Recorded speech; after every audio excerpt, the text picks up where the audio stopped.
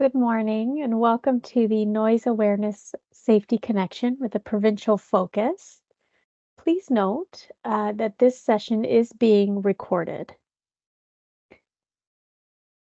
My name is Lena Paul and I'm an account manager at Workplace Safety and Prevention Services. I'll be your host for this morning's session.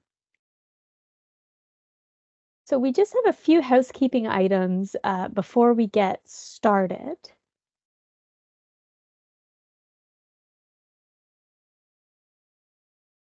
Uh, so your computer audio is best for this webinar.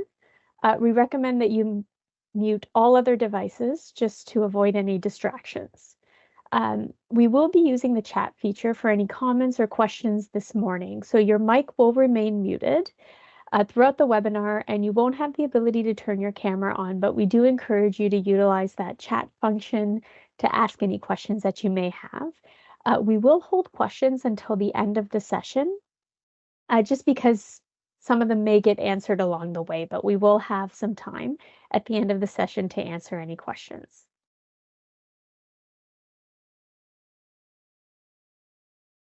Okay, so conversation chat. So like I said, there's a speech bubble icon on your screen, and that's where you will access the chat, and feel free to send any questions during this time.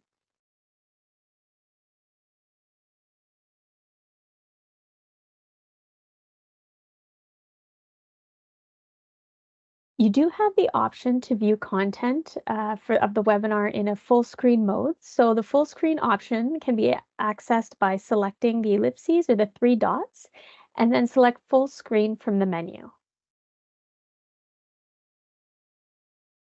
We will be having polls during this session to encourage additional participation. So we do encourage you to participate in the polls as well.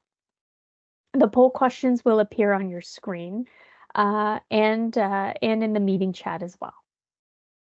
If you do have any technical difficulties during the presentation, please send a message in the chat. We'll be monitoring that and somebody will help you through those difficulties. If you can't access the chat, please respond to your meeting invite, the email that was sent to you from Safety Connection, and we can help you get access to the chat.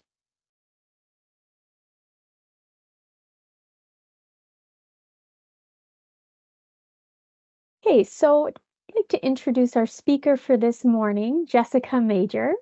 Jessica has a Master of Applied Science in Occupational Health Sciences from McGill University, that's in Montreal, Quebec, and is a certified industrial hygienist with the Board for Global EHS credentialing.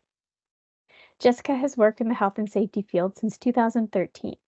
She's worked in the manufacturing sector and has provided occupational health, safety, and hygiene consulting for various workplaces under the Canadian, both the federal and provincial and municipal jurisdictions.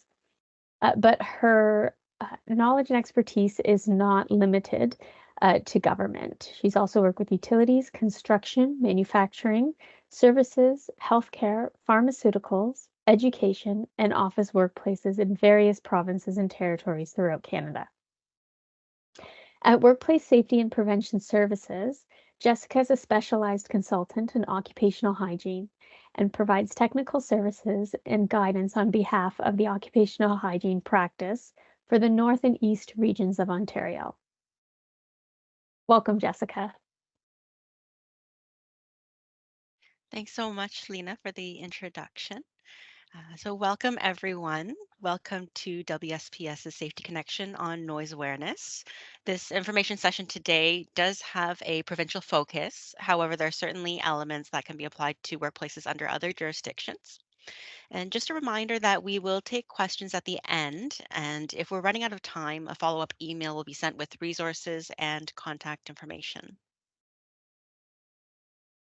So, our Safety Connection goals for today are to stay in touch and virtually connect with industry peers, provide an opportunity to attend from your personal workspace, facilitate an exchange of best practices within a variety of sectors and organizations, and finally, learn, share, and discover what is of value to you and your workplace. The agenda or focus of today's session is to review noise induced hearing loss or NIHL statistics and learn about the health effects of exposure to noise, highlight key points from the Ontario noise legislation, discuss why exposure assessments are conducted and how they are done, explore actions for employers and employees to recognize, assess, control, and evaluate exposures to noise, and offer resources to learn more about noise and how it can affect you at your workplace. So let's start off with our first poll question of the day. What are noise concerns in your workplace? So one might be a difficulty to communicate, ringing in the ear, hearing loss, hearing protection worn improperly, no enforcement of hearing protection, or accidents related to not hearing equipment. So we'll just wait a moment here to get the results in.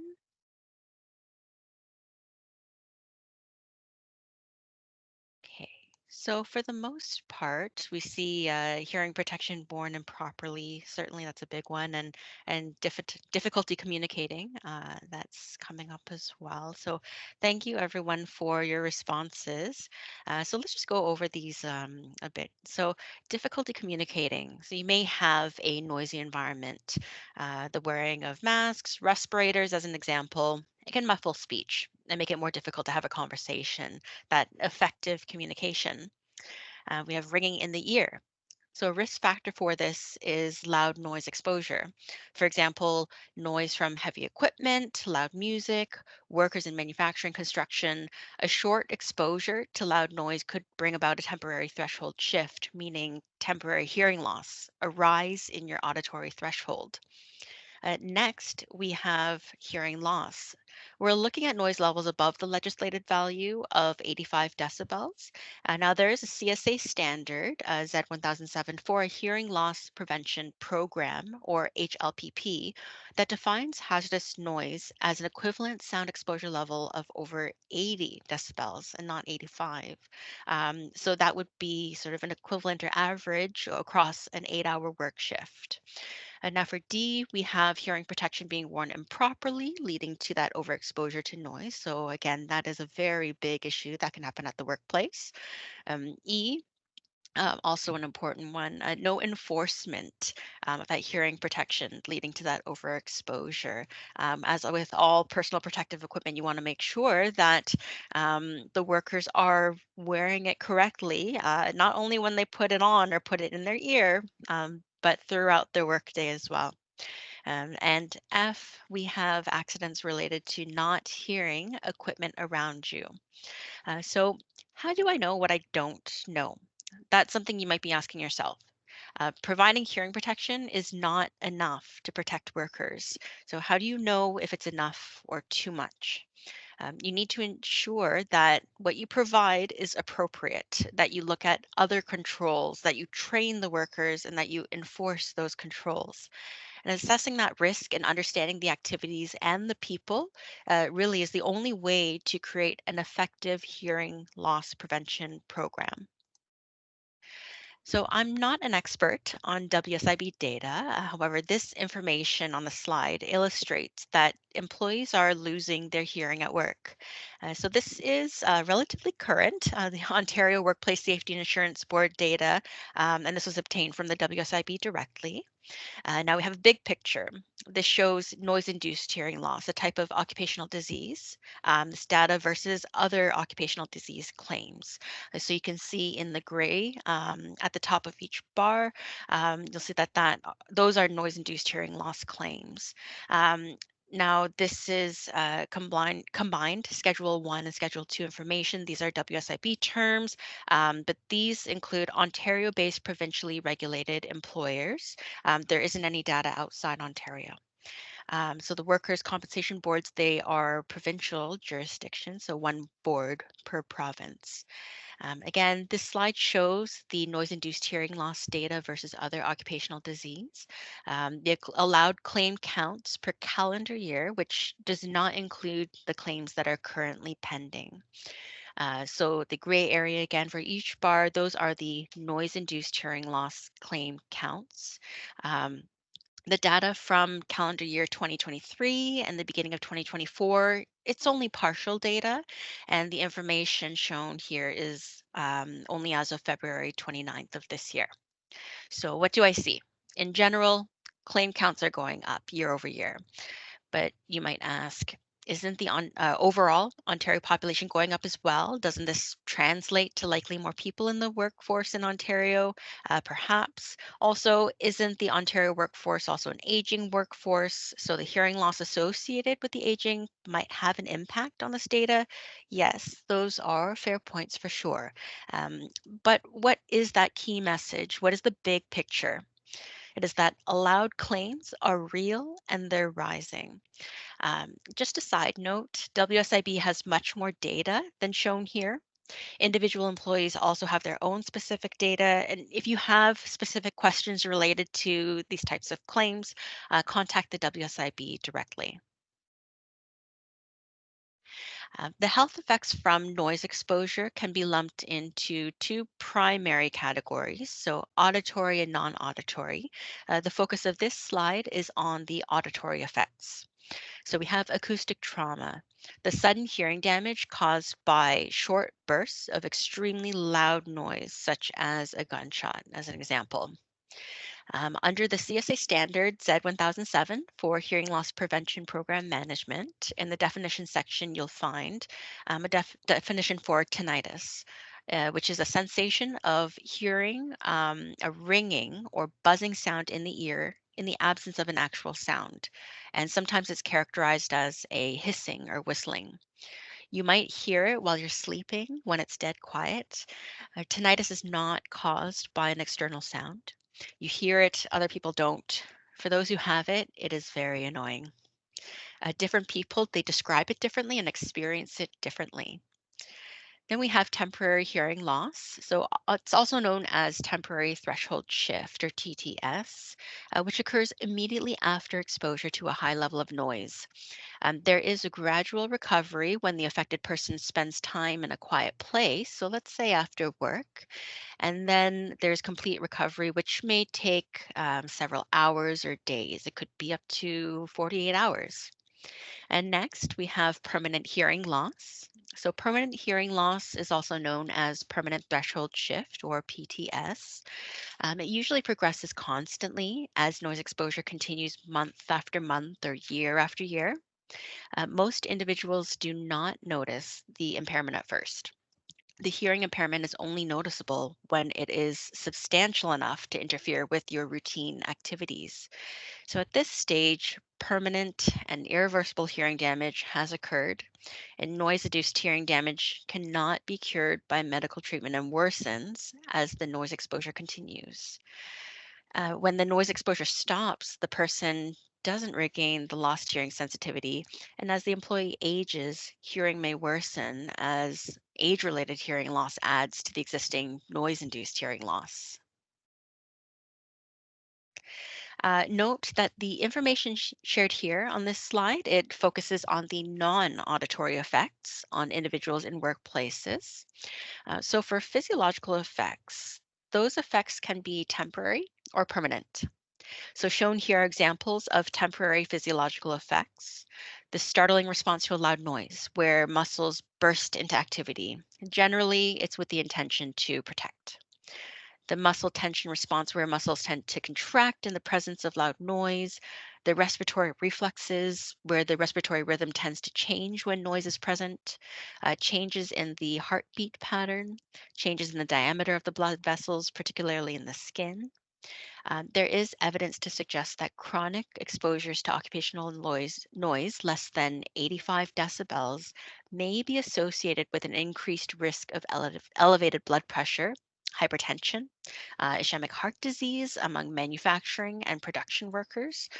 All of these effects are similar to the body's response to other types of stressors. In terms of performance effects, there are several issues. So there's speech intelligibility. So, speech intelligibility is the ability to understand spoken words. So, surrounding or background noise makes it difficult to understand what other people are saying during face to face or telephone conversations. The noise also prevents individuals from hearing work instructions and warning danger signals. The sound level of speech must be greater than the background noise at our ear for us to understand what we hear. Annoyance. So, unwanted noise is annoying. In noisy environments, people generally prefer to reduce the noise loudness, avoid it, or leave the noisy area if possible. The same noise could be annoying to some people but acceptable to others. There's no definite relationship between the degree of annoyance or unpleasantness of noise and the risk of adverse health effects. For example, very loud noise may be pleasant to one group of individuals and annoying to another group. However, both groups will be equally at risk of hearing loss with exposure to the same high level of noise. And finally, job interference. You want to do your work well, and exposure to noise can make it difficult. It can be distracting, it can be difficult to concentrate, difficult to communicate effectively. These challenges can pose difficulties not only for yourself, but others at your workplace. Now let's look at legislation and employer obligations. So there's only one noise regulation in Ontario, and that is Ontario Regulation 381. So that covers industrial establishments, mines and mining, oil and gas offshore, construction projects, healthcare facilities, schools, farming operations, fire services, police services, amusement parks. So here are key elements of Ontario Regulation 381. So for the noise evaluation element, so every employer shall take all measures reasonably necessary to protect workers from exposure to hazardous sound levels. So you can find additional information on this in the Ontario Occupational Health and Safety Act, Section 54, under Powers of Inspector. Now, another element is that exposure limit. That's a big one. So, every employer shall ensure that no worker is exposed to a sound level greater than an equivalent sound exposure level of 85 decibels, and this is for an 8-hour shift. Now, the noise levels may fluctuate throughout the day, but this is an equivalent or an average noise level of 85 decibels for that worker's work shift. And then we have the element provision of hearing protection. So those protective measures, except in circumstances described, the employer shall protect workers from exposure to a sound level greater than the limit described without requiring them to use and wear hearing protection devices. So, the intent of the regulation is to ensure that workplace exposures to noise are eliminated or properly controlled to protect workers from noise induced hearing loss. It provides workers with the same level of protection under the Occupational Health and Safety Act to a common hazard, which is noise. So, noise is a serious health hazard. Over time, if work exposure to noise from machinery, processes, and equipment is not properly eliminated or controlled, it may cause permanent hearing loss, which is, again, a leading cause of occupational disease in Ontario workplaces. So the regulation starts with definitions in Section 1 and a formula for the calculation of that LEX 8. So the worker's noise exposure across that 8-hour workday. So that equivalent sound pressure level, again, we're going to be averaging it across that 8-hour work shift. If we look at section 2, 3, 4, so it details the duty to protect workers, training and instruction, and hearing protection devices. So you can find that further on in the regulation. So here we're considering our hierarchy of controls. So we have engineering first with hearing protection as a last resort. So employers must comply with this exposure limit for noise following that hierarchy of controls, which emphasizes the use of those engineering controls and work practices to protect workers and places restrictions on the use of hearing protection devices by workers. So those earplugs, earmuffs. When the prescribed exposure limit would be exceeded, employers are required to put in place protective measures to proactively reduce workers' noise exposure. So these measures include those engineering controls to reduce noise at the source or along the path of transmission, work practices such as equipment maintenance to keep it quieter, or scheduling to limit a worker's exposure time. And then we look at personal protective equipment in the form of hearing protection devices. Those are subject to the restrictions stated in the regulation. So you can see it above for A and B. If appropriate engineering controls are not in existence or not obtainable, or are not reasonable or practical to adopt. So you really do have to give serious consideration to that. Install or provide because of the duration or frequency of exposures, or because the nature of the processes, the operation or work. If we can't really find a feasible way to implement those engineering controls, then we'd be looking at hearing protection devices. So, what again is an example of a work practice, let's say, in that first row that the regulation is talking about? An example might be scheduling to limit a worker's exposure time.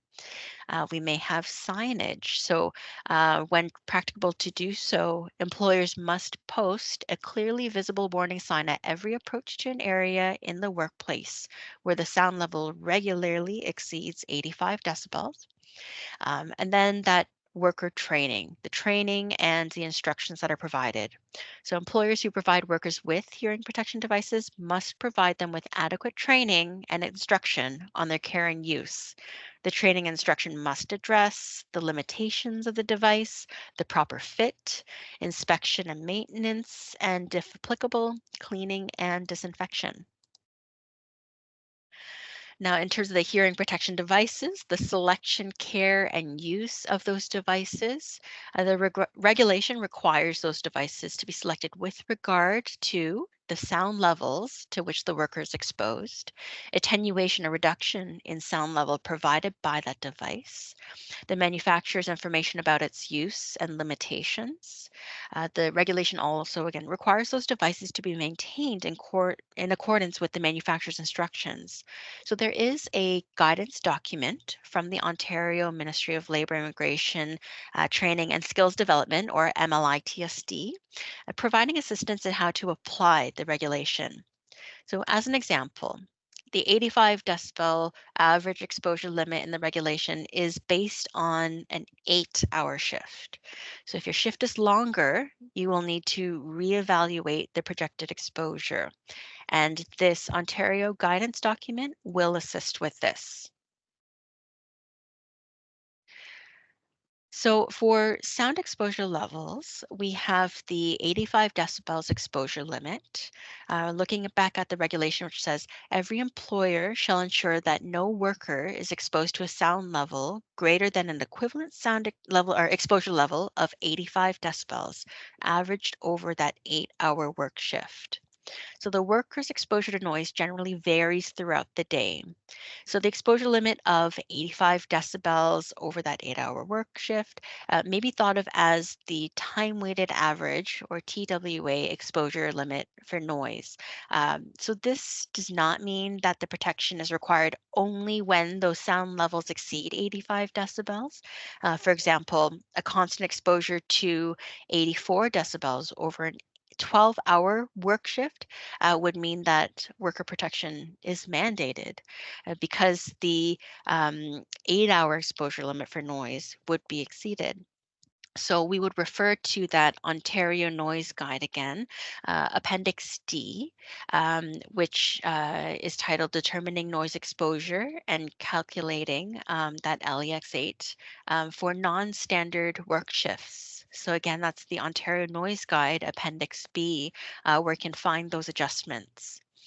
Now, in the left table here, you can see the 85 decibel exposure limit as well as a 3 decibel exchange rate. So what does that mean?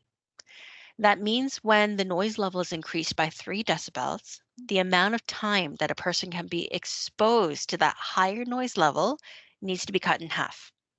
So you can see if the noise level is at 88 decibels, your maximum permitted daily duration of exposure to that level is not 8 hours, but 4 hours. That's half. So this is the unprotected noise exposure. So for a worker who is not wearing that hearing protection, for that real noise that is entering the worker's ear. For a more extreme example, you can see for a chainsaw with a noise level ranging from 94 to 116 decibels, even at 100 decibels within that range of the chainsaw, you would only be permitted to be exposed to that noise level for approximately 15 minutes or less. So even with hearing protection, I would be very careful in the selection of hearing protection, as some of that protection may not provide the necessary degree that's required for that noise for the worker. Let's move on to best practices. So what is missing in the noise regulation? What the regulation does not address. So you can find these items in the CSA standard Z 1007, the current 2022 version, which includes audiometric testing, a written hearing loss prevention program, or HLPP, and annual review of that program. So, how do WSIB claims work? You'll be requested for those regulatory items from Noise Regulation 381 and elements of the standard as proof of due diligence.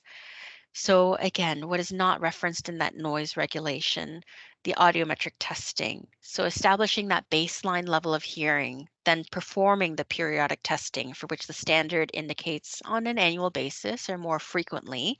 Let's say if the noise levels exceeded an average of 105 decibels over an 8-hour work shift, or if workers could be exposed to autotoxic chemical agents, as an example. And we have the written hearing loss prevention program. So management review, an annual review of that program should be done to ensure that all the elements contained in the program are still relevant, or if the program does need to be revised. So, what is a hearing loss prevention program? So, a hearing loss prevention program, or HLPP, is a planned, coordinated course of actions implemented to prevent hearing loss. The standard, it lays it out quite nicely. It's worth the money to create your program. So prior to this, an evaluation of noise should be done before creating that program. But the program itself would have these elements such as detecting that noise hazard, controlling the noise exposure, the hearing protection devices selected, audiometric testing, hazard communication, training, record keeping, and monitoring the program's performance. So let's put a question out there in general. You may put it in the chat or perhaps just have a thoughtful review in your own minds. What are some best practices in your workplace regarding noise? So again, feel free to just think about it or to share it in the chat. I'll just give a few moments for that. But hopefully some of the following that have been presented: noise surveys, dosimetry testing, those baseline audiograms, and perhaps every year, 2 years, audiometric testing, engineering controls. So, for example, an acoustical enclosure, anti vibration mounts, administrative controls such as rotating employees to quieter stations, and offering a choice of hearing protection devices.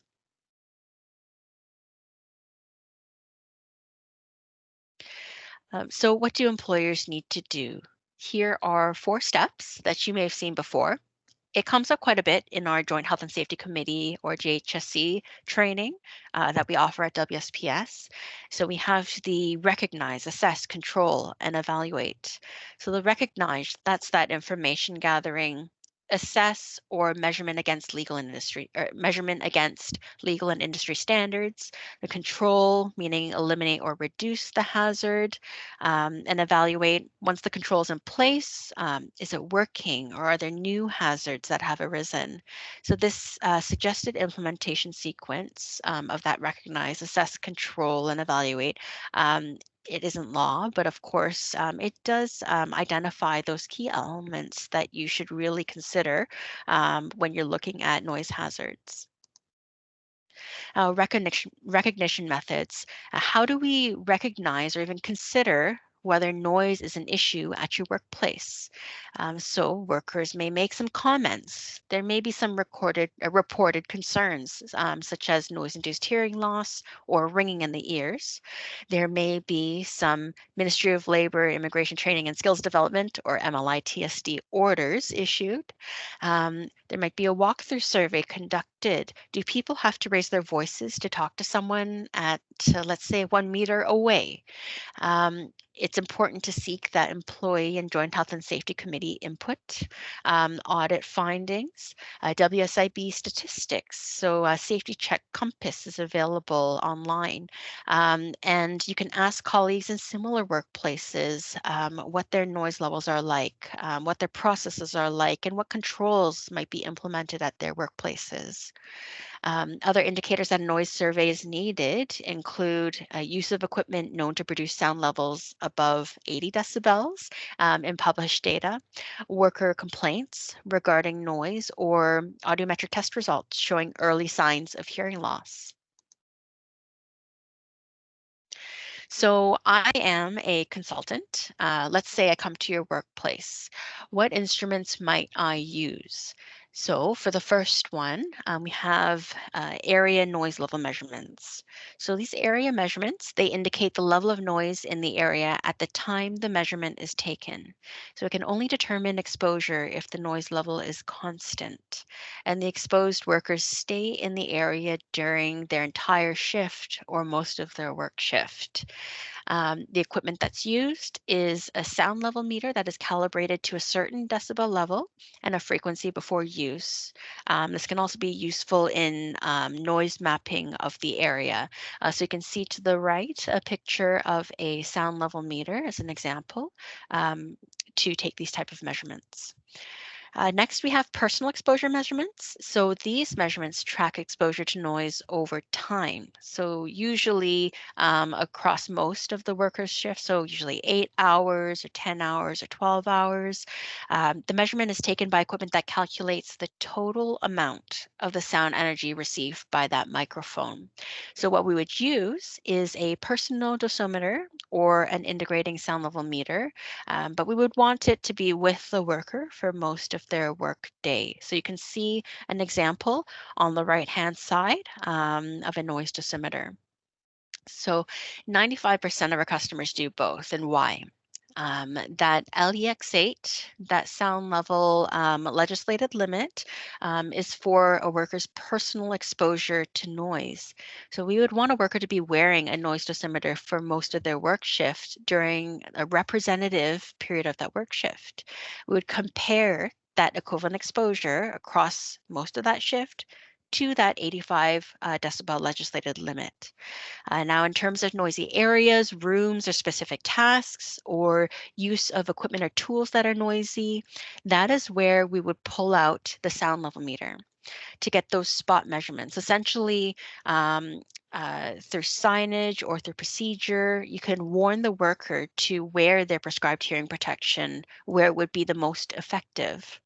And then finally, we have frequency measurements. So often might look like a sound level meter, but it has some more fine-tuned capabilities. So those are generally for engineering controls. It can help better define the sources of noise or the profile of the noise to make more effective controls. Now, who should do the assessment? A competent person based on understanding of the hazard training and experience, including knowledge of the regulation and CSA standards, a CIH or certified industrial hygienist like myself, or registered occupational hygienist, access to appropriate noise measurement equipment, including calibration equipment, someone who can interpret results, can recommend appropriate controls, can select hearing protection devices if needed, So I would recommend an assessment for areas with 80 decibels or above. And a note, firing ranges, ultrasonic noise surveys, those may require a higher level of understanding and specialized tools to measure that noise. So how about that app on my phone? I advise that you proceed with caution for apps that currently don't meet ANSI or CSA standards for measurement. Use of something like this would be best as a screening tool for now. The recommended app is NIOSH approved with an external microphone that's calibrated. So you can see an example on the right-hand side. However, at this point, you may as well rent a proper sound level meter and a calibrator. So currently, if I do an exposure assessment with WSPS, I use a calibrated sound level meter and calibrated dosimeters. I follow the CSA standard Z107.56. In my report, I can reference that I use equipment outlined in those standards. The sound level meter, the dosimeters, they've been around forever. They're given terms such as type 1, type 2, and this really refers to the accuracy of that meter and those dosimeters. Type 1 is more precise in its readings. Type 2, more of a general grade meter, but type 2 is typically what's used in many noise surveys. Now, implementation sequence. What are the steps?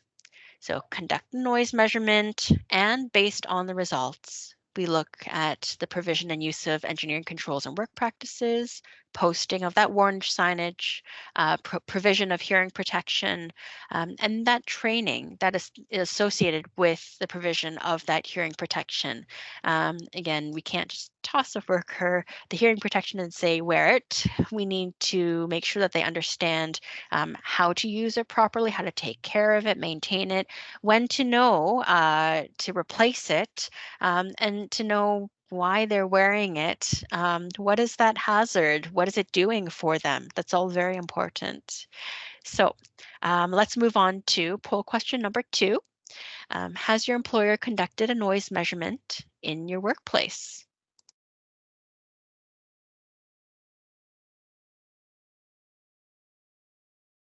Okay, so we do have some great numbers rolling in, more on responsive yes, which is fantastic. So certainly, if you have a concern, if a concern has been presented to your Joint Health and Safety Committee regarding noise, if you're finding it difficult to communicate effectively, finding it difficult to hear equipment around you, let's say lift truck traffic, that can be a pretty scary one if you have high noise levels around you. Um, if you have claims related to noise-induced hearing loss, certainly that would warrant having a noise assessment done at your workplace. So thank you everyone for that. And we're going to follow up with another poll question here. So what are the noise levels in your workplace? So is it less than 80 decibels? Between 80 to 85. So that's where we would really identify something should be done in terms of controls to reduce those noise levels. Is it above the legislated limit at 85 to 90? Is it between 90 and 100 or over 105 decibels, which is quite noisy? So in terms of the responses rolling in here, we can see that for the most part, we have noise exposure levels or noise levels of 80 to 85. And around that range where really we would want to ensure that you have some type of control in place to reduce that exposure to noise for the workers. So thank you, everyone. And then one more poll question in a row here. What is the duration of your work shift? Is it 8 hours, 10 hours, 12 hours? Are there a mix of shifts at your workplace? Okay. So for the most part, looks like we have 8 hours here with some 10 and 12. And so if that's the case, remember for any shift lengths that are outside of that 8 hours, you would want to make an adjustment to that, to your noise measurements to make sure that they're comparable to that 85 decibel limit. So um, that is further detailed again in that Ontario Noise Guide, where you can make those slight adjustments and ensure that your workers are protected against noise for those longer shifts. So the methods of controlling hazards, perhaps you have seen this before with respect to health and safety training. Um, we have elimination at the top, the highest level of effectiveness, where you just get rid of that hazard, followed by substitution, which still may or may not be possible. So perhaps trying to find a piece of equipment that's less noisy, but can give you the same result. Then engineering controls, so controlling that noise at the source, followed by awareness, administrative controls, and lastly, personal protective equipment. The bottom three controls, they rely on human beings to control the hazard and the actual hazard that still exists. So let's take a closer look at that hierarchy of controls. So we have alternative process. As an example, perhaps a central vacuum can be used to do the cleaning and not a compressed air wand. Next, we have Buy Quiet. So the CSA standard Z1007 for that hearing loss prevention program management. It defines this as an initiative to select and purchase the lowest noise emitting power tools and machinery in order to reduce occupational and community noise exposure. So it is a prevention initiative which encourages companies to purchase or rent quieter machinery and tools to reduce that workers' exposure to noise. And typically it's accomplished when new businesses start up or when older equipment is replaced. Also in the CSA standard Z107.58 on noise emission declarations for machinery, by quiet principles are also included. So this standard, it aims to help manufacturers efficiently provide standardized information on noise emissions from machinery and equipment. In addition, the standard helps workplace purchasing managers use noise emission declarations to purchase quieter machinery and plan noise control strategies, allowing them to comply cost effectively with Canadian occupational and environmental noise regulations. In terms of equipment maintenance, let's say a few noise exposure assessments were conducted where several workers, all working at the same machine, almost all had a similar level of exposure, but one machine was much noisier based on that noise dosimetry and those sound level measurements. Why? One possible explanation might be the maintenance of that equipment. Then we have that time distance shielding. So time, the duration of exposure is key. The less duration, the less you're exposed to that noise. Distance also key. So the further you are from the source, the less the exposure. And then shielding. I've seen simple constructed enclosures around air compressors, as an example, installed that on the floor. It's certainly a start. In terms of engineering controls, certainly speak to your supplier if noise is an issue. There are many firms in Ontario that can provide assistance with this as well.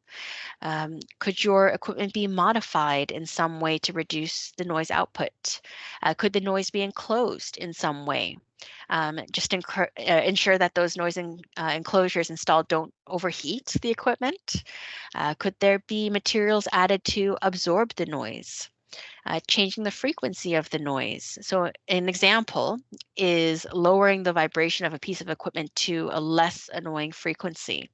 If the cause of the sound can be modified so that the object vibrates at a slower speed, the frequency of that noise will be reduced, making it less annoying to the human ear. Another example is where a pump, fan, or propeller can be replaced by a larger, lower speed unit or modified to move more slowly while, let's say, taking a larger scoop of air or liquid to achieve the same flow. In terms of resources for engineering controls, so you can look at in-house resources such as your maintenance department. You can look at noise control engineering firms, equipment manufacturers. Perhaps noise has been a problem with the equipment that's been identified, and they might have a way to address it. There are articles and textbooks. For example, the Canadian Centre for Occupational Health and Safety, the CCOHS, they have an online resource, noise control measures, and the American Industrial Hygiene Association, or AIHA, they also have reference text, the noise manual, which may be useful to you as well. We have administrative control measures. So reducing the exposure time by, again, just limiting time that you are near that noisy equipment or the loud source of noise. Performing noisy operations during off hours when workers really aren't present in that work area. Changing the way the work is performed, preventative maintenance, job rotation, signage, written procedures. Um, so the signage, you may want to consider including the type of hearing protection. Just as an example, there are certain levels of noise where you may require dual hearing protection or where an earmuff would be best in that type of situation. So that might be something to consider as well. The factors affecting the amount of protection provided, they include how long protection is worn, how well it fits, the material of construction, the type of hearing protector that is used, its noise reduction rating or NRR and CSA class, in addition, the noise exposures resulting from the use of hearing protection at the ear range between 80 to 85 decibels, that's considered acceptable. But really, the optimal or ideal exposure is between 70 to 80 decibels. Now, the CSA standard, that Z1007, states that levels above 85 decibels are unacceptable, and exposure below 70 decibels may lead to possible overprotection of the employee.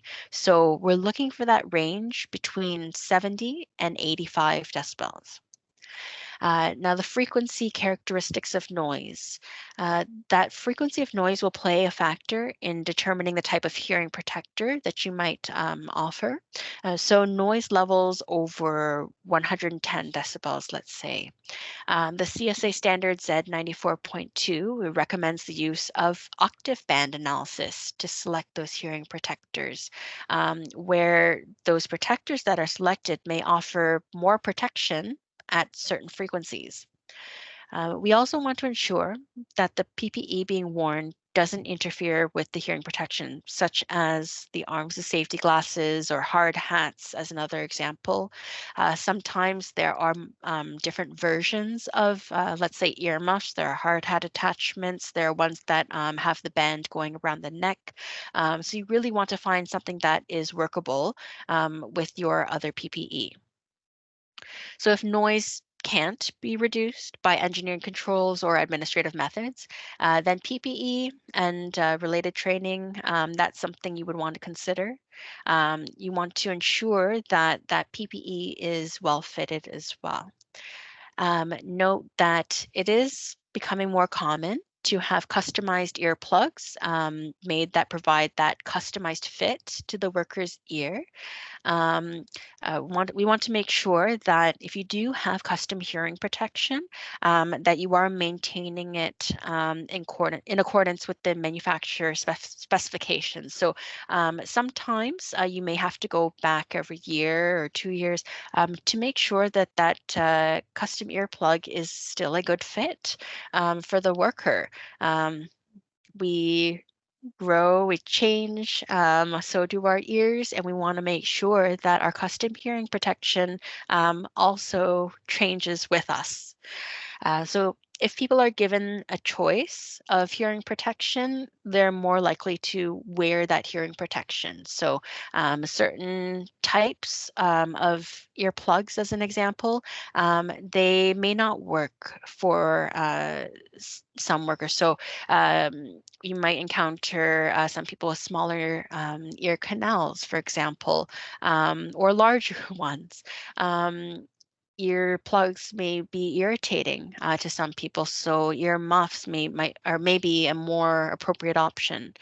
The WSPS can't recommend one manufacturer, supplier, vendor over another, but certainly there is a wide range out there that can provide, the hearing protection, sound level meters, dosimeters, the microphones that may be used in noise apps. Equipment for field attenuation estimation systems, so that fit testing for your hearing protection. So there are a lot out there. Of course, you want to make sure that they are setting up, calibrating their equipment, maintaining it in accordance with the CSA standards.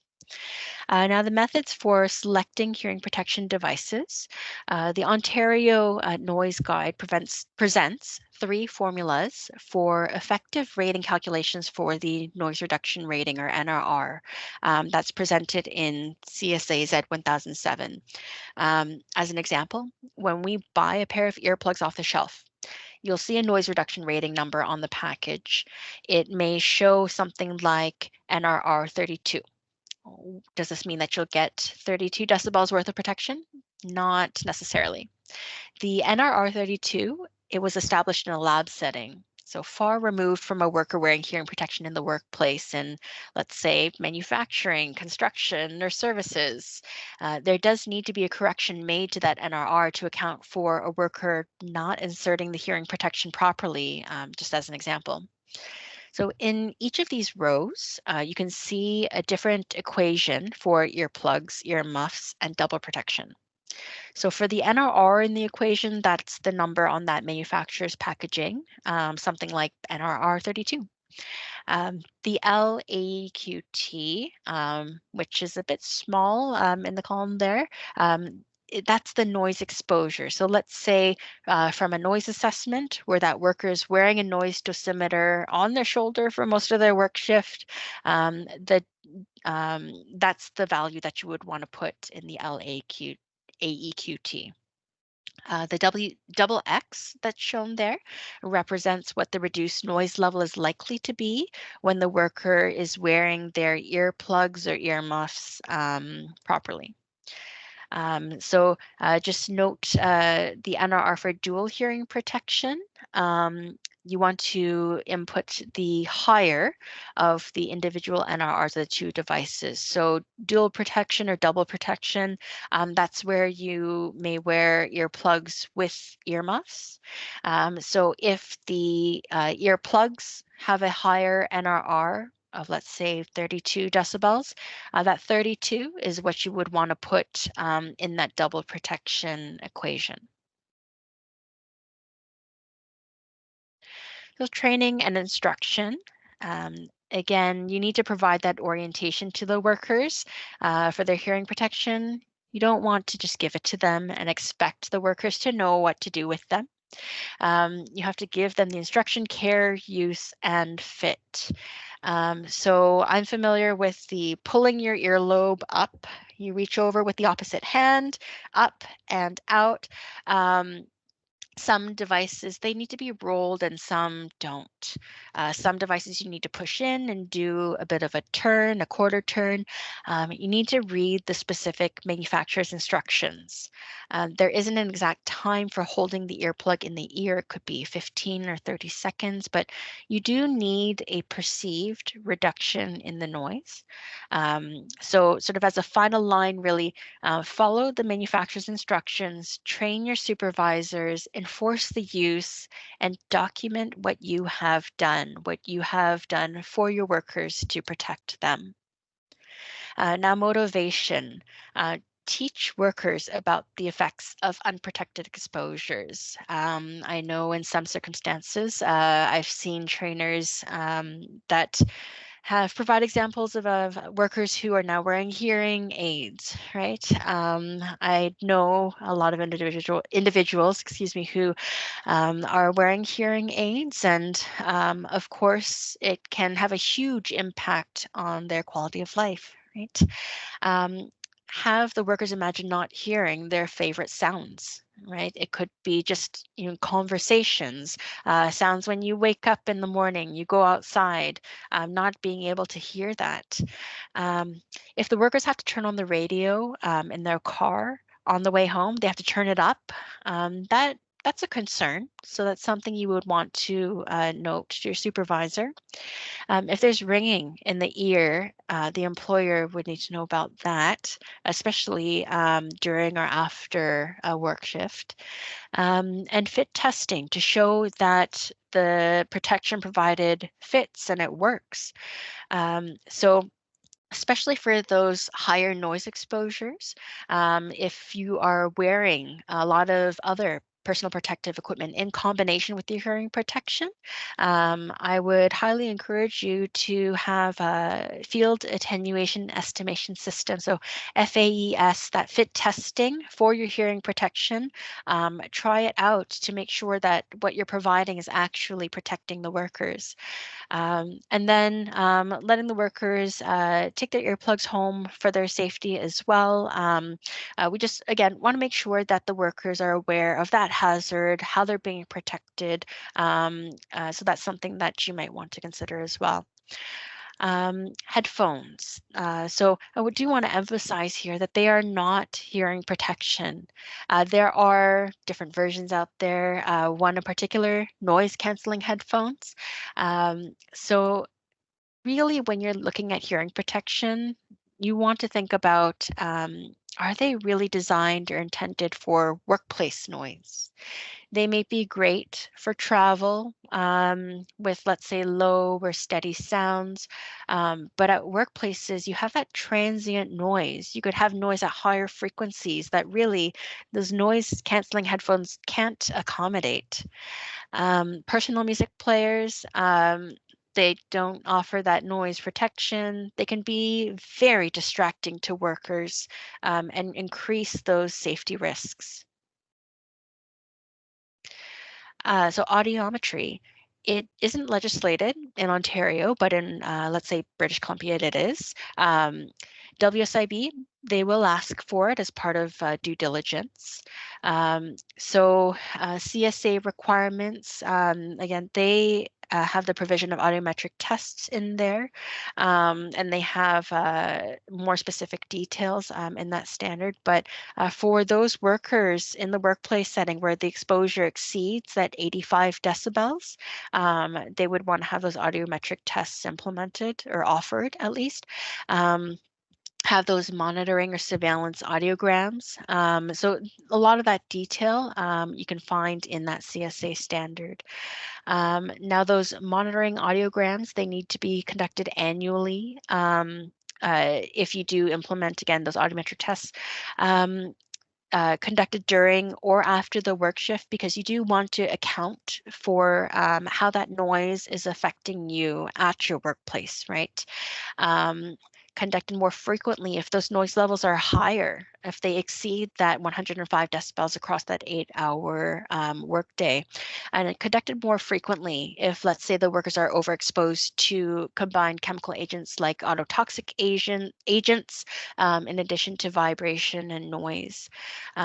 So this audiometry, you want to think about it when, let's say, that hearing threshold shift is consistent with the noise exposure. If there are signs of noise-induced hearing loss, um, uh, we would want to document how that hearing loss might have occurred, if it's age-related, impact noise, chemical exposure, and it's a good way to evaluate as well if any implemented controls are actually working at your workplace. And again, it's part of the CSA standard, Hearing Loss Prevention Program Management. So you can find that resource available online. It's available at the CSA store. Autotoxic chemicals. So I did mention a bit about that. So noise, in addition to the autotoxic chemicals, it can increase your risk of that hearing loss. So examples of those chemicals can be toluene, ethylbenzene, styrene, and p-xylene. Um, so these can result in that hearing loss and exacerbation of the effects of the noise. Periodic audiograms, those are advised and should, again, be carefully reviewed. Where we've pulled these sources or pulled this information are from the CSA standard again, the ACGIH, American Conference of Governmental Industrial Hygienists. So this says 2022, but there is a 2024 version out there now. They have this handy little booklet, threshold limit values, TLVs, and biological exposure indices, BEIs. And there's a section on audible noise there. Workers with hearing loss. So the argument is the damage has been done, so there's no need to worry about any controls or PPE now. But the reality is that noise is a physical hazard that may continue to damage residual hearing if it's not controlled. Hearing aids are not hearing protection. Hearing aids may increase the risk and amplify sound levels. And the response is to consult with an audiologist for advice and appropriate protection. Ensure audiometric testing is appropriate for those hearing impaired workers as well. So some tips to follow. Assess the noise level of the workplace to determine if controls are required. Post appropriate warning signs in those noisy areas to alert the workers that hearing protection is needed. Implement that hierarchy of controls. So starting with the elimination, getting rid of that loud source of noise if possible, finding something that is less noisy. And then going down the list of, okay, you do have that noise source. How can I control it at the noise? How can I control it along the path? So those administrative controls. And then really, if you cannot implement those practically or feasibly, then perhaps we'd be looking at that hearing protection. It does rely on the worker though, and the worker's primary responsibility isn't just to wear their PPE, right? They have work to do. So you want to make it easier for them to perform their work. And always consult the manufacturer's instructions on the proper inspection and maintenance procedures for the equipment, whether it's the equipment that the workers are using on site or if it's personal protective equipment that's been provided to them. They need to ensure that that proper training and inspection, that knowledge is brought forward to the employees so they understand why they're wearing their hearing protection and how to take care of it and when to know to replace it as well. More tips, choosing a hearing protection device that protects against hazardous noise levels present and doesn't interfere with that important communication. This is with respect to overprotection as an example. So you don't want to mute that sound so much that the workers can't communicate effectively, cannot hear those warning signals, those around them. So you need to make sure that the devices that are selected are that carefully consider the noise that's at that workplace. Choosing a hearing protection device that feels comfortable.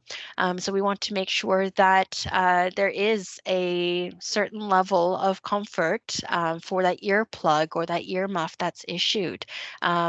If that device is not a good fit for the worker's ears or puts too much pressure on the ear canal, the worker may not wear it or may not wear it properly. Provide one-on-one training to workers on the proper use of those hearing protection devices. So sometimes you may have to do that to really drill down how to use that hearing protection device, and again, when to know to replace it, how to care and maintain for it, all of that. And following the manufacturer's instructions again to ensure that if I'm offering earplugs, should I be compressing this? Should I be maneuvering my ear in a certain way to insert it? Should I do a little turn here? You want to make sure that you look at those manufacturer's instructions. And make sure that the workers are wearing hearing protection at all times when required. That supervision is very important. The enforcement is very important, as with all personal protective equipment. One worker may be wearing it incorrectly, and then the worker next to them will look at them and say, hey, I guess I can wear it that way. So that behavioral-based safety is quite important. Give frequent safety talks to remind workers when hearing protection is needed. You really want to motivate them again. We don't want to see them down the line in their career where they do require the use of hearing aids, where their quality of life is impacted so much, not in being able to hear those sounds that they like. Develop and implement a hearing loss prevention program. So again, really fine tuning it to the noise at your workplace, and to make sure that it is reviewed and updated if need be on an annual basis to make sure that it is relevant and current. Keeping records of hearing loss prevention program activity, documenting your activities to make sure that you have a record.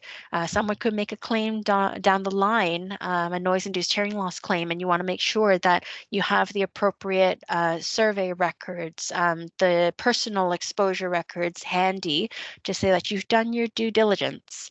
And then have a review process again to make sure that everything is relevant in terms of your program. So how can WSPS help? We can conduct noise surveys and develop hearing loss prevention programs for your workplace. In addition to that, we can offer airborne chemical exposure assessments, indoor air quality assessments, more for office and administrative workplaces. We can conduct a designated substance assessment. Let's say you have lead, isocyanates, silica, asbestos that you're working with. So that's Ontario Regulation 490. We can conduct those assessments and develop control programs if need be. We can also conduct confined space assessments. We can deliver respirator fit testing, both quantitative and qualitative versions, depending on your needs at the workplace. We can do policy program development and a review and provide training as well. So we have trained staff with credentials like certified industrial hygienist, registered occupational hygienist, Canadian registered safety professional with many years of experience. They meet competency requirements, have field expertise to conduct these noise surveys, develop that HLPP and more. And again, we always have our deliverables peer reviewed by another, let's say, certified industrial hygienist or registered occupational hygienist as well. So these are the resources that were used for the development of this presentation. Um, and with that, I thank you everyone for attending. And Lena has been gracious enough to compile the questions, if any, that have arisen in the chat. So certainly I think there is plenty of time now to answer those. So Lena, I'll pass it off to you to let me know of any burning questions the attendees may have.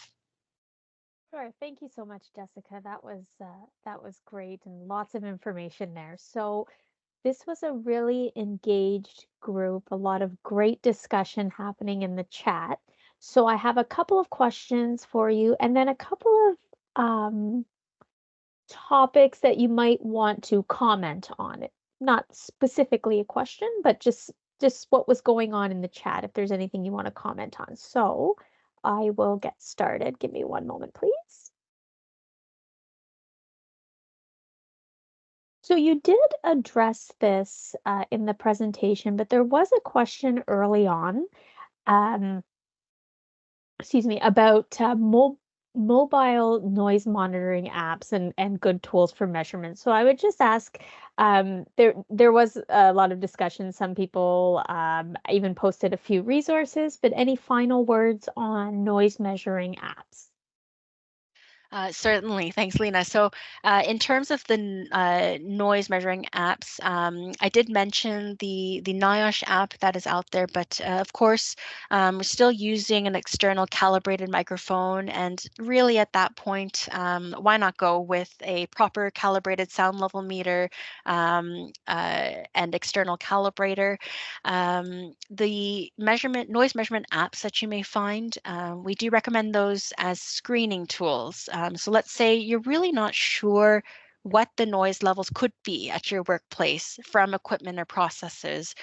So you could use those apps. And I would say that if you do have levels that are let's say above 80 or hovering at 80, then that would warrant review to say, should we have a noise assessment done at the workplace? Because certainly without that specific calibrated equipment, without the workers wearing those noise dosimeters for most of their work shift and for a representative work shift, we can't really compare to that legislated limit of the 85 decibels.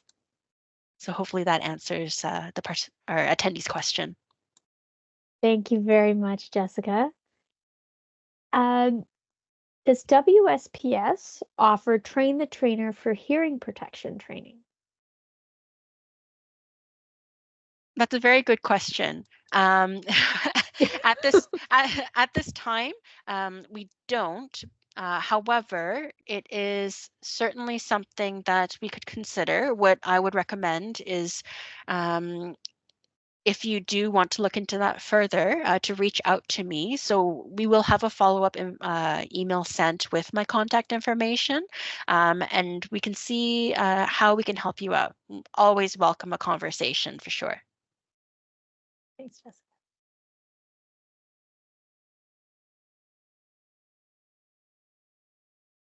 So just wanted to ask if you had any further comments on this topic. There have been so many conflicting studies related to personal music devices. Some say it's good for focus and morale, and others say it's a detriment to focus and as well as a safety hazard. And just a follow up on that, there are some folks here today who are struggling with music on the shop, hesitant to outright ban it. So just wondering if you had any suggestions, because folks are using both radio and personal earphones and headphones out on the floor. Yes, thank you, Lena. Certainly, I can comment on that. It is a question that I do receive often. I do see radios out on, let's say, production floors and such. Volume is quite high. Sometimes the worker is transient in that workspace, sometimes not. Sometimes they're there for the full day. Sometimes workers have had earbuds in their ears. They said, well, I've got noise canceling headphones, that should be enough. But really, those devices, they're not calibrated to the noise that is at that workplace, right? So they may not be offering the right protection at the right frequencies, or that will all really be determined, that level of noise that gets to your ear, um, by those noise measurements that we would take, those personal noise measurements and such. Now, with respect to, there are certain types of hearing protection out there that are advertised as hearing protection, and they might have, let's say, Bluetooth capabilities to deliver music as well. We don't recommend them really. However, if you are going to implement them at the workplace, try to find ones with like sound limiters. So ones that would, let's say, you could limit the sound level to below 80 decibels. Um, However, with radios, with any device that you would wear that would deliver music, it can be extremely distracting. Now, if there is machinery, equipment that's operating around you, you are putting yourself at risk and others around you if you do get distracted, right? Um, if you are working, let's say, in a server room, as an example, where there may be high levels of noise. However, it may be just you or just another person. There isn't any heavy machinery or anything operating around you. You're just doing a quick check on some components. Perhaps that might be okay. However, again, it can be extremely distracting. And if you're supposed to perform a certain task, if you're using equipment, tools, if there are others around you, machinery around you, why take on that risk? If there is a need for workers to take that mental break, let's say, um, that's something you may want to implement, let's say, in the daily routine of your employees. But as a bottom line, I really wouldn't recommend the use of the radios. If so, limit it to a certain volume. If you are going to implement the hearing protection with some music capability, put a limiter on there. That's my comment on this topic. Okay, great. Thank you, Jessica. Got a few more here. Related to audiometry, how do you assess or measure if age is a factor? So unfortunately, I'm not an audiologist, but that would be more directed, I think, towards those workplace medical clinics, the occupational clinics. But certainly, when they're doing their testing, they would adapt the results. They have the information available to them to correct and adjust in general, based on studies, based on the age. All I really can speak to is just from an assessment standpoint, where we would recommend the audiometric testing and in accordance with the standard. But if you do have specific questions related to this, certainly reach out to me and I can provide you with some clinics that can provide you with more specific information on this. Great. Thank you, Jessica. So there was some discussion in the chat around determining if hearing loss happened at the job or at home and the importance of collecting data. So just wondering if you had any comments on that. Certainly. So, one of the more subjective identifiers is, let's say you just ended your workday, you're driving home, and again, like you have to raise the volume to listen to that music. Whereas at the start of your day, you're listening to the radio or listening to a music station, and the sound, the volume was much lower at that point. So that might be an indicator. However, if you do have some sort of noise-induced hearing loss, one item from the employer side is to really have a proper risk assessment done, and then if need be, an actual noise assessment done to determine those levels, because we do have that legislated limit there, right? So if you are above 85 decibels as an average, your personal exposure for that workday, if you are encountering work areas where the noise levels are above 85 decibels, ideally, we're looking at prevention here, and we would say in accordance with the CSA standard above 80 decibels, you would want to have those assessments done. Now, if we do the assessment and we determine that the levels are below 80 decibels, really that's we wouldn't recommend any other controls or actions at that point. So perhaps you may look to more of those exposures outside of work, listening to loud music. If you have some sort of activity that you do outside of work that is noisy, you might want to consider that. But from an employer's perspective, having those assessments in place to determine what the levels are at your workplace, that could fuel whether or not your noise exposure, or sorry, your noise-induced hearing loss is from work or it's from outside of work. Great. Thank you. Uh, just a couple more to run through. Uh, we had a question around the life of an earmuff. So if an earmuff is used every day,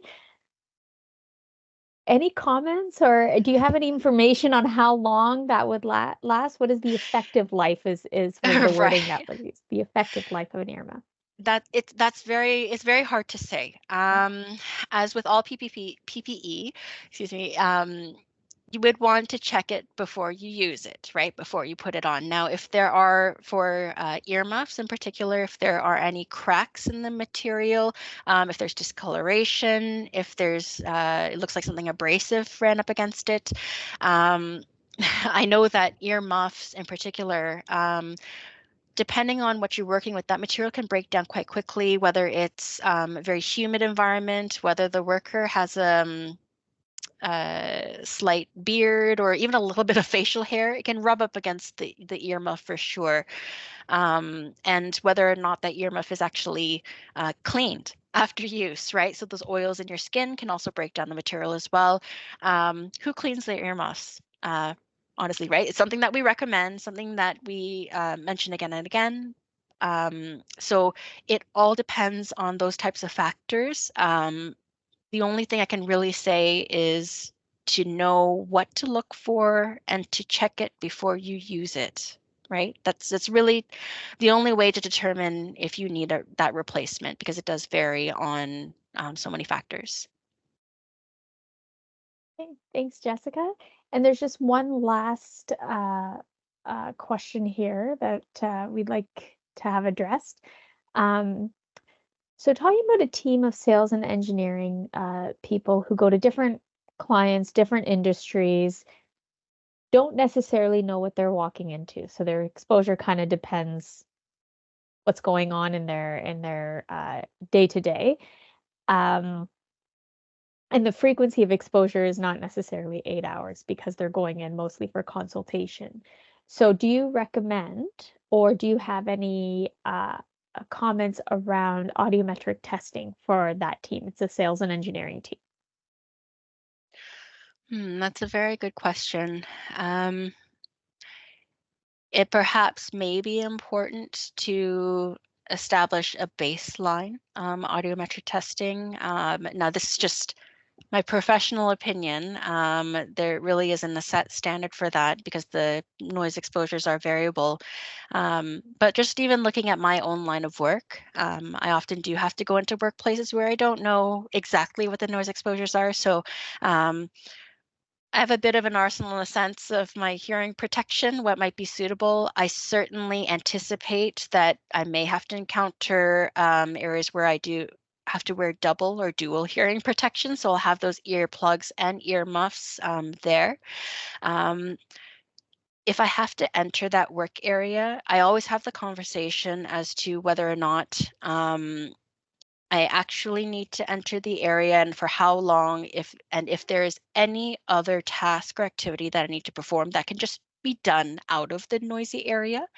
Um, so perhaps for the audiometric testing, you may want to establish that baseline. You may want to just have a sample size of employees, let's say, who undergo this. But it is difficult to implement that program. What I would say is more on the prevention side to make sure that your employees do have uh, a selection of hearing protection available to them, and to also perform that hazard assessment prior to going to, let's say, a certain site to say, um, are employees wearing hearing protection there? Have you had a noise survey done? Are there loud areas that I will need to enter? Do I need to wear hearing or double hearing protection in this circumstance?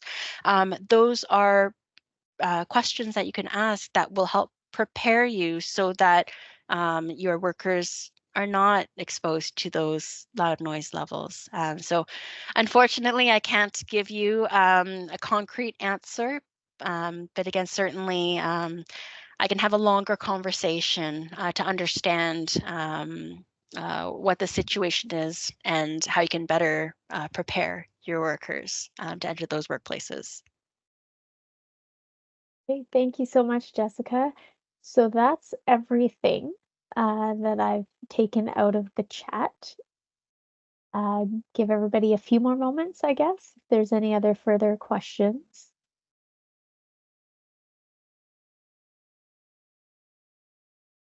I don't see any typing.